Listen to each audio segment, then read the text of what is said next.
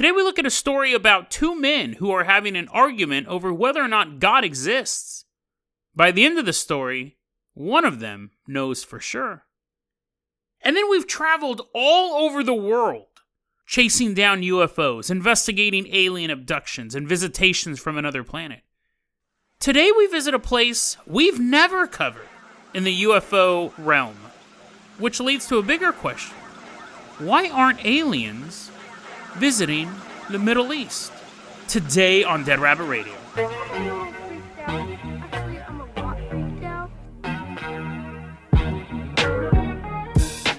Hey everyone, welcome back to another episode of Dead Rabbit Radio. I'm your host, Jason Carpenter. I'm having a great day. I hope you guys are having a great day too. I've moved back out to my living room for now. It was getting too spooky in the haunted closet. It got a little late. I don't like to be in the haunted closet that late at night. But you know who I do like to be around late at night? That's like a really weird intro. Our newest Patreon supporter, Jesse Batchelder. Everyone give a round of applause to Jesse. A very awkward round of applause for Jesse Batchelder. He's like, what, am I not even writing in on anything? You're writing in on a glowworm, those big nighttime glowworms. Remember those? If you're my age, Jesse's like, no, I'm 27. And I'm just guessing if that's actually your age. That's weird that I guessed it, not that you're actually that age. Jesse, you're our captain, our pilot this episode. He's like just a glowworm. That's all I get. I get to ride in on some 80s stuffed animal. Jesse, I'm running out of ideas. You're our captain, our pilot this episode. If you guys can't support the Patreon, or if you have better ideas for things to ride on, that's perfect. But either way, just still spread the word about the show. Really, really helps out a lot. So, Jesse, put away your favorite toy. Put away that glowworm. He's Googling glowworm. He's like, I don't know what you're talking about. You guys remember glowworms? I actually used to have one. Jesse, go ahead and put away your glowworm. And I'm going to toss you the keys to the Jason Jalopy. We are leaving behind Dead Rabbit Command. We are headed out to Taylor, Illinois. Not only are we in Taylor, Illinois, we're also in, you guys love it, you guys miss it, some of you guys don't know what this segment is. New News. New News was a segment I started doing a long time ago. I have a folder saved on my computer. I'm really paranoid. I've actually gotten lackadaisical about it now, because really in reference to yesterday's episode, I used to believe that information could be deleted at a whim, and that's true, and I used to download web pages. I wouldn't believe that they would be there the next day. We've all read 1984, and if you haven't, you should. It's a great book. So I would download web pages, and over time I was like, this is ridiculous. That's what bookmarks are for. But it's funny, I've started doing it again now. I've started archiving web pages, especially Reddit pages, because they disappear so quickly. But New News is a folder of old news articles that I downloaded. Let's take a look at this one. This one's really interesting. Obviously, I wouldn't waste your time with an uninteresting one. Jesse, I want you to pull this Jason Jalopy up to a little house in Taylor, Illinois. It's October 18th, 2004.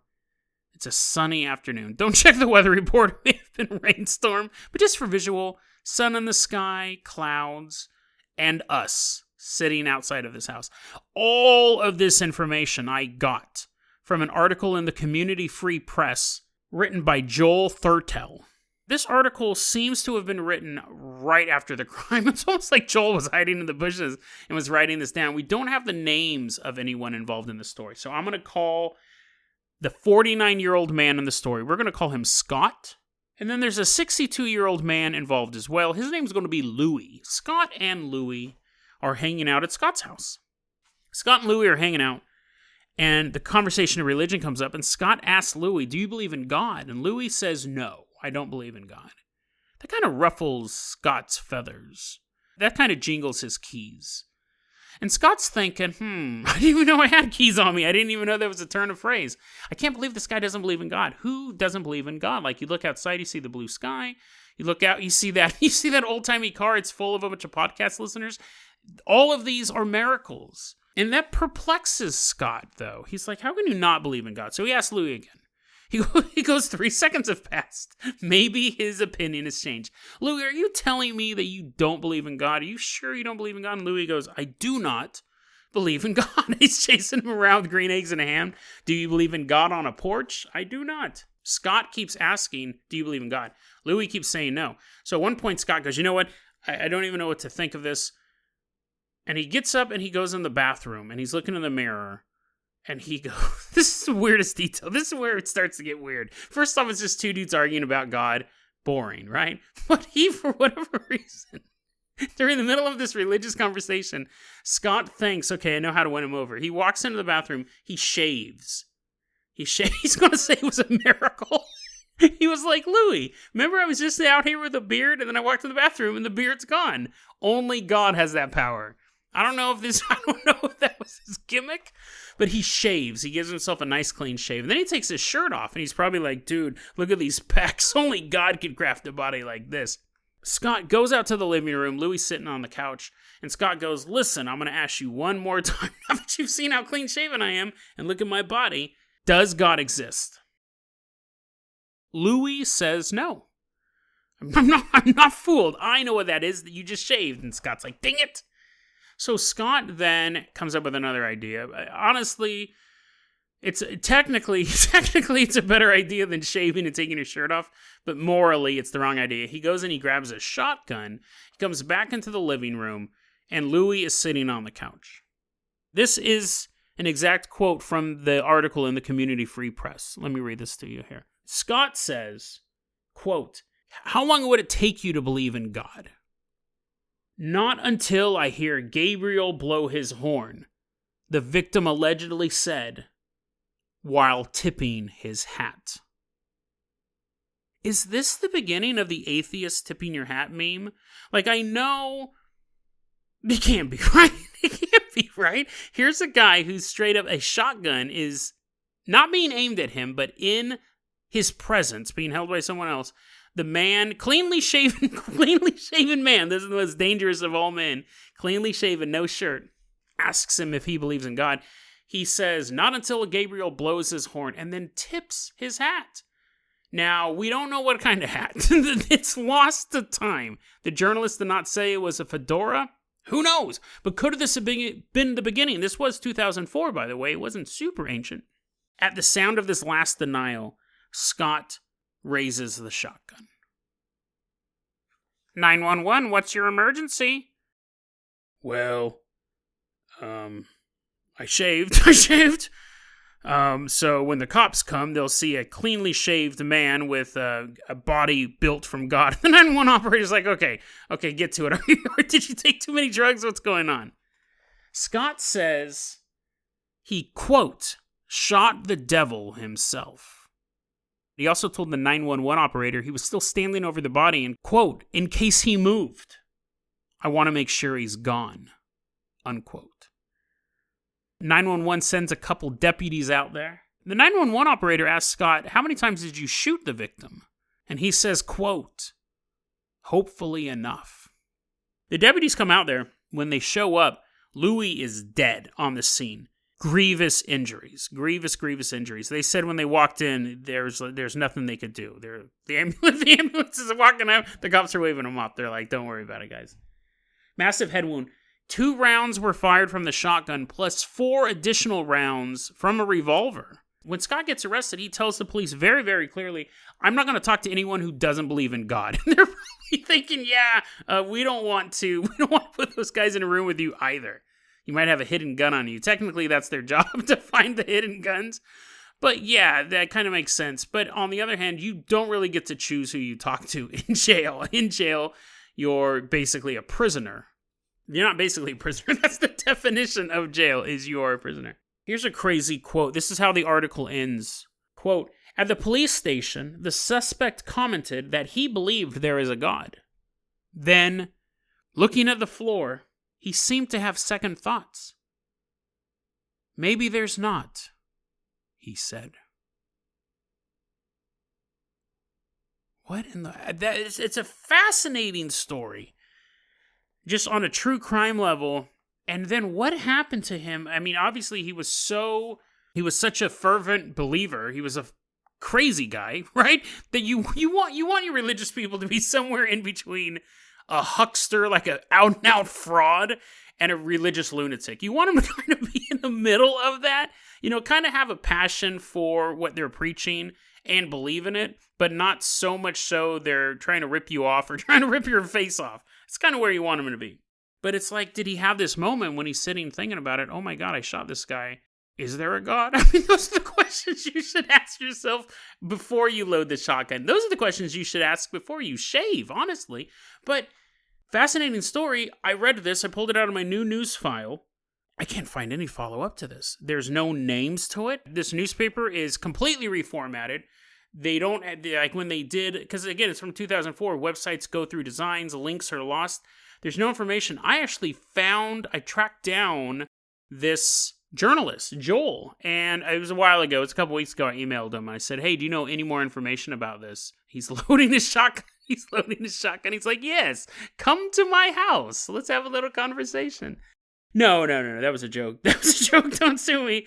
But we don't have the names of these people. I never got a hold of the original author of the article. I couldn't track anything down. You feel like there was an other website. I was able to find an other website that is going to be in the show notes that mentions the article. They're like, hey, listen to this wacky news.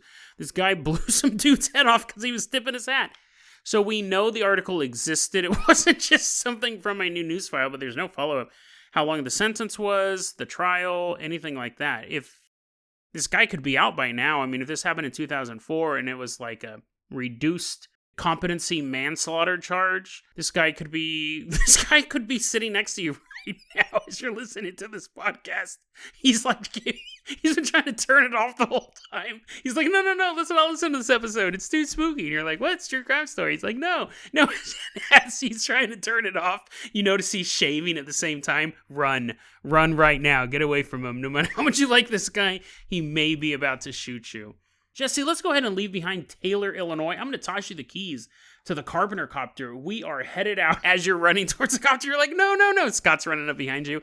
Get on. Hurry up. And as you're getting on the helicopter, I look at you dead on the face, and I go, that was a close shave. Carpenter copter is fine. Leaving behind Taylor, Illinois. We're headed out to Israel. You know, this is a really interesting story because I was going through thinkaboutitdocs.com, which I go through it every so often. I do it by year. And we're on episode like 659 of this podcast. And even outside of that, I've done a ton of research, even before the podcast, researching UFO stuff. And when I stumbled across what we're about to cover, I realized something. We've been to Israel in religious stories. We've been to Israel, I think, for maybe one or two like geopolitical weird stories. And we've been there for biblical stories. But as far as I can remember, we have not been there for any alien encounters. We've been to Iraq for alien stuff. We had an alien crash ship and Saddam Hussein took control of it. But I research this stuff all the time and I've been racking my brain for days.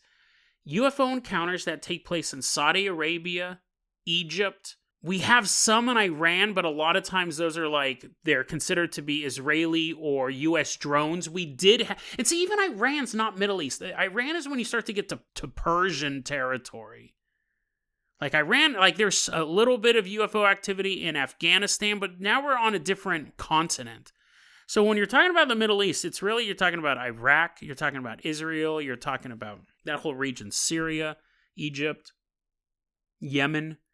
Yemen's a little farther south. But my point is that we're not getting a lot of UFOs from this area. Yemen, we did go to Yemen once. I think that was the ocean at night. And see, even that was like a portal people were trying to open up. So why aren't we seeing a bunch of UFO reports coming out of the Middle East? Because we're getting a ton of them out of South America. We got a ton of them coming out of North America. We have a ton of them coming out of Europe. And once the Iron Curtain fell, we were overrun by Russian, Eastern European UFO encounters. We'll see some in China. We'll see video footage of UFOs in China, UFO stories in Japan. Australia has a ton of them. Why is the Middle East left out? I have an interesting theory about that. Before we roll into that, Jesse, go ahead and fly that Carpenter copter nice and low. We're going to find a spot near Kadima, Israel. It's March 20th, 1993. It's 6:30 in the morning. We all hop out of the Carpenter copter. We're dressed up like tourists, walking through the streets of Israel at 6:30 in the morning. Like, that's not suspicious. We're all wearing khaki shorts and got sunscreen on our nose. We're Try not to draw any attention to yourselves. We're wearing Hawaiian shirts and people are like, dude, it's 6:30 in the morning. You're obviously not from around here.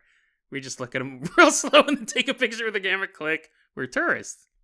Zipperette Caramel wakes up. Ooh. It's a little earlier than she normally wakes up. It's 6:30 in the morning. And she gets up to go to the kitchen, though. She's up. What are you going to do? As she's walking to the kitchen, she notices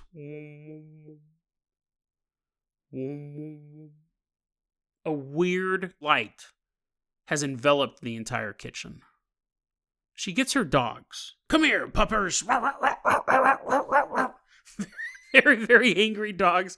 She takes her dogs and she begins to walk around the perimeter of her property. And that's when she notices off in a field near her house, there's a large silver box just sitting there. Now, when I say silver box, it's like a vehicle. It's not like a little cardboard box on the ground. It's this giant vehicle. She said it had 18 glowing squares that ran along the sides of it. And as she's looking at it, 5 huge beams shot out of the top of it and was illuminating the early morning sky. No one else is around. No one else is seeing this, but she's standing there with her dogs next to her. She's looking at this silver building. It was basically described as a silo, but a square. So it's a sizable structure. And then in an instant, no noise, no movement, this building doubles in size. She said it immediately grew twice as wide as it had been when she had arrived. At that moment, she saw him. A 7-foot-tall humanoid being appears outside of this structure. He's wearing a tight metallic coverall and a sombrero. Well, that's how she described it. She said it seemed like he had a big hat on with a wide brim, and there was a veil hanging off of the hat, making his face impossible to see. The dogs are already uneasy about this entire encounter, but when the figure appeared, they begin to go mad. They begin to react violently, and she has to hold them steady. But she's waiting for a second. Should she let these dogs go? Zipperette is staring at this figure. The figure seems to be staring at her. She can't see his face. She's looking at it, and she says, quote, "Why don't you take off your hat so I can see your face?" She hears in her head fluent Hebrew. That's how things were. She feels compelled to just turn around and walk home. She takes her dogs and leaves the strange man and his craft alone in the field. Later, she's sitting in her kitchen. She's like, well, that's weird. I woke up early. And let's see what happened. The dogs are going crazy. Oh yeah, 7-foot-tall man. She didn't black out, but she got back home, and then later she goes, "Oh, I need to go figure out what that was." Right? She was thinking about it. She's just reading a magazine. It's probably more interesting than the 7-foot-tall stranger. She goes out there, and where this thing was, it had disappeared by now. When she goes back out there was weird markings in the field, and a noxious substance was found littering the field as well. So that's an interesting encounter. But you've heard me use the phrase a lot recently, but is it Dead Rabbit Radio interesting? You have this tall figure. I like the idea that you couldn't see its face, so that was kind of an interesting thing. We've covered stuff like that before. Like, what is that something that's like technological? Is it some sort of mind wipe thing? We don't know. But I read the story and I go, okay, that's interesting. And I kept reading the thinkaboutitdocs.com website for the year 1993, because that was the year I was going through at the time. I come across this. May, Rishon LeZion, Israel, 3 a.m. Batya Chyme tells a story where she's sleeping at home with her family, and her home is invaded by 2 tall beings. They're wearing white but shiny clothes, almost metallic, that had a glow to it, and their faces were hazy. You couldn't see any detail. She actually first noticed them because something woke her up. She walked through her house while everyone else was sleeping. She went to the kitchen, and a bright light shone inside. When the light hit her, she said it felt like she was being punched. Next thing she knows, she's laying in bed, and these figures are walking through the house. Apparently, she couldn't wake anyone up. She just watched these beings move around her home, and she said at one point they stood and stared at her son's aquarium. They were fascinated by it. Eventually, the two figures walked back into the beam of light in the kitchen and vanished. When the family woke up the next morning, all the doors to the house were open, and there was a sand-like material that smelled of sulfur covering parts of the house. Now this is Dead Rabbit Radio interesting. We have two separate encounters of this creature from two different witnesses, named witnesses, which is always nice in this field of work. There's very, very detailed. We have names of towns, we have names of people, we have times. We have another report coming out of Holon, Israel, in the summer of 1993. Several humanoid giants wearing silvery metallic coveralls. So we don't have the diffused face, but we do have the clothing and the fact that they're giant. That is a similar thing. May 30th, 1993, these figures show up again in Borgata, Israel. And it's interesting to note that we've seen an evolution of these aliens. The first time they were walking around in the yard, the woman shows up, the dogs are barking at it, is just kind of standing there, has a brief conversation, then just tells her to go away. The second time they actually enter somebody's household, they're manipulating things in there. By the time they get to Borgata, they just don't care anymore. I think they're over their time on Earth. They're waiting for their contract to be up and they can go back home. Hannah Somek wakes up. Her dog is barking outside. Ruff, ruff, ruff, ruff, ruff, ruff, ruff. She goes downstairs and goes to the kitchen.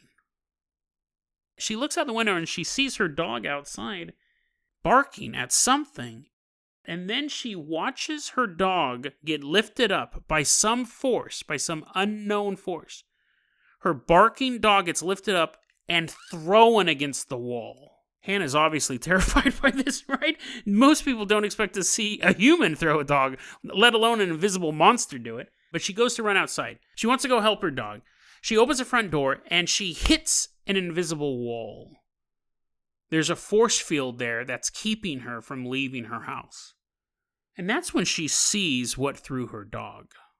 An 8-foot tall, it's a foot taller now, being in silver metallic clothing. This one also doesn't specify the face haze. But when you're 8 feet tall, you kind of get, your neck kind of gets craned up looking at it. Okay, maybe I'm stretching that one. But anyways, it's probably the same thing. 1, it's dressed the same. 2, it's giant. 3, it hates dogs. I mean, the face haze, maybe she left that part out. But anyways, she is thinking in her head, oh my God, he's a thief. He's coming to break into my house. I read that report about thieves love throwing dogs. And when she's thinking he's a thief, she then hears in her head, "You think I'm a thief?" So again, you have that telepathic communication. She asks it, she's yelling at it, "What did you do to my dog?" And it responds, quote, "He disturbed me, as you do now. I could crush you, but I don't want to. Just leave me alone. I am busy." She realizes that she probably can't do anything to this guy, plus he just threatened to kill her. And the fact that he was able to pick up a dog and throw it probably means that he can, right? So she runs back to go get her husband, who's sleeping, wakes him up. When they come back, he's gone. Which I'm sure the husband, to be honest, the husband probably took his time. Honey, wake up. There's an 8-foot tall dude outside. He threw our dog. And the husband's like, "Oh, no. Let me put my pants on." She's like, no, just come in your boxers. "Oh, no. I can never fight in just my boxers. I'd be embarrassed." He's like, dun, dun, dun, dun. He's like, "Dude, I hope that guy leaves. I totally don't want to fight an 8-foot tall guy who's throwing dogs." He's gone when they come back. They do, though, find footprints that were... Tell me if this is wrong. I probably could have checked this out ahead of time, but it's late at night. When they went outside, they found giant footprints. They're like, "Oh my God, look at these giant footprints." The footprints were 1 foot and 4 inches long. That's not that big, right? Aren't all feet a foot long? Isn't that the definition of a foot? Like, I have big feet. I think I have. Maybe I'm the hazy giant. That's why I never live stream, because you can't see my face anyways. No, I don't think that's big. I think I can make those footprints, but unless my measurements are off. They said also in this area they found a reddish liquid.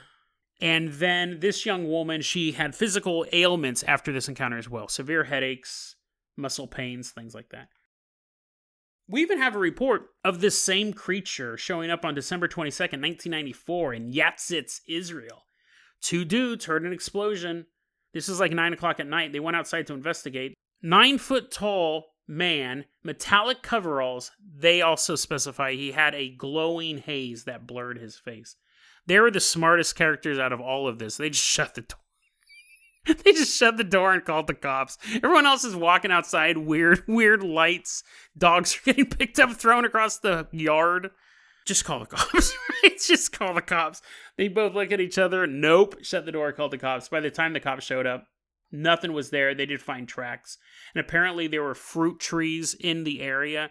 That summer, the harvest was genetically altered. That's how that was described.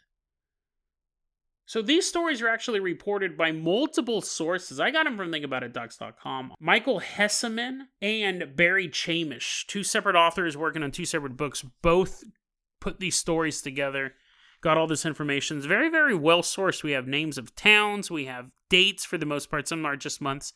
We have the full names of these people. Very, very well sourced. And I'm reading these, and at this point I'm really intrigued because we have a string of them over the course of about a year and a half. And these are the ones that were reported. These are the ones that were put together by these 2 authors. We don't know how many other sightings, but it's an interesting story nonetheless. You have an alien that's spotted in different locations that's becoming more aggressive. The first story, the dogs are just barking. And then by the third one, he's throwing dogs across the yard. And he seems to be growing in size, right? Now, obviously, the growing in size thing could just be witness misremembering. So that could be, right? We have to allow that. But the story itself is interesting. You have the evolution of this alien being over the course of time in one region. We don't really see that often. Generally, there's classes of aliens like Greys or reptilians, and they're encountered in an area and then they're gone. So why aren't we seeing these UFO encounters coming out of the Middle East on the same scale we're seeing coming out of other regions is really the big question here. One, they could be happening, but for cultural reasons, people don't talk about them. It's just not important. 2, they could be happening and they could be being reported, but they're not being reported in English or translated to English. Those are the most likely theories, and I've been thinking about that. I go, they may be an equal amount of encounters. We just don't know about them. But let's have more fun with this. Let's put on our conspiracy caps to wrap this up. When you think about the Middle East, it is one of the most geopolitically important regions on the planet. It's a key waterway, lots of gulfs that you got to go through. Take little boats, go through Suez Canal, things like that.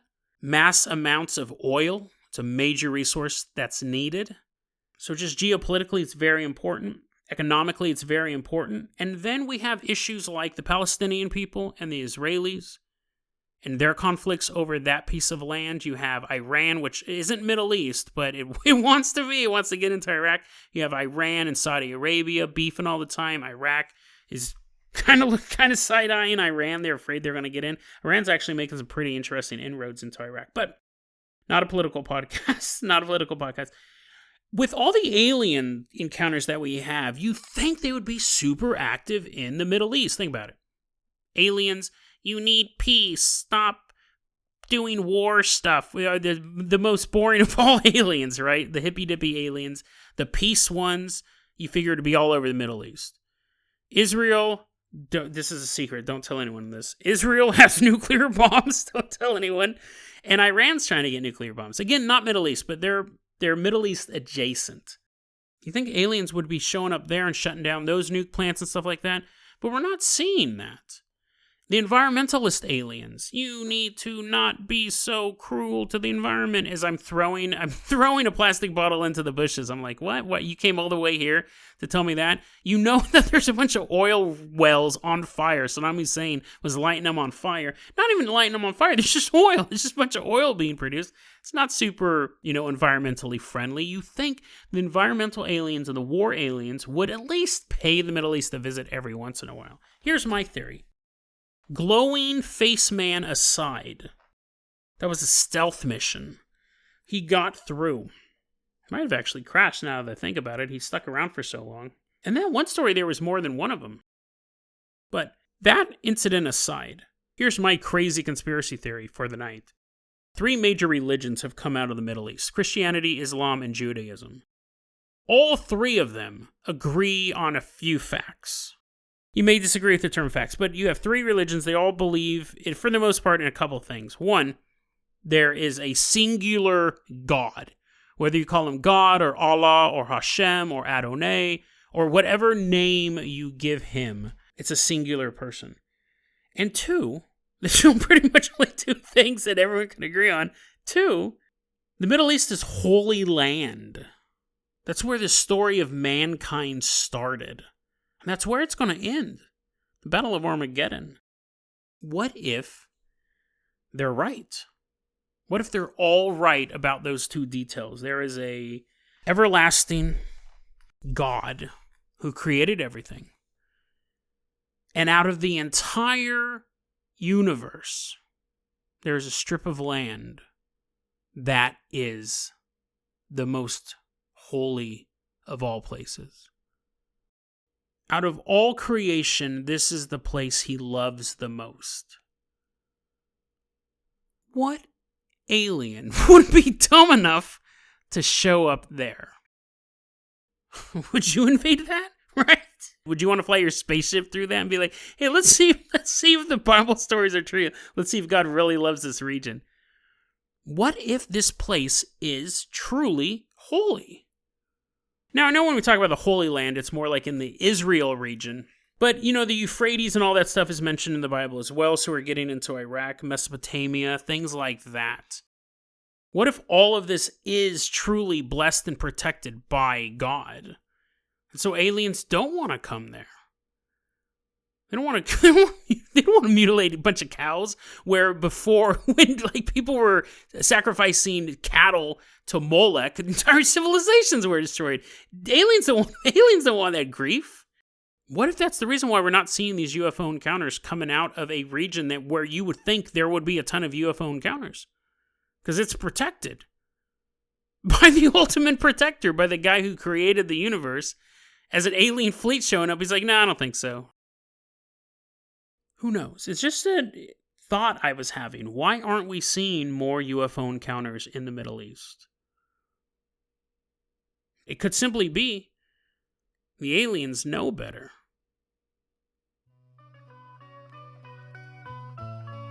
DeadRabbitRadio@gmail.com is going to be our email address. You can also hit us up at Facebook.com/DeadRabbitRadio. Twitter is @DeadRabbitRadio. Dead Rabbit Radio is the daily paranormal conspiracy and true crime podcast. You don't have to listen to it every day, but I'm glad you listened to it today. Have a great one, guys.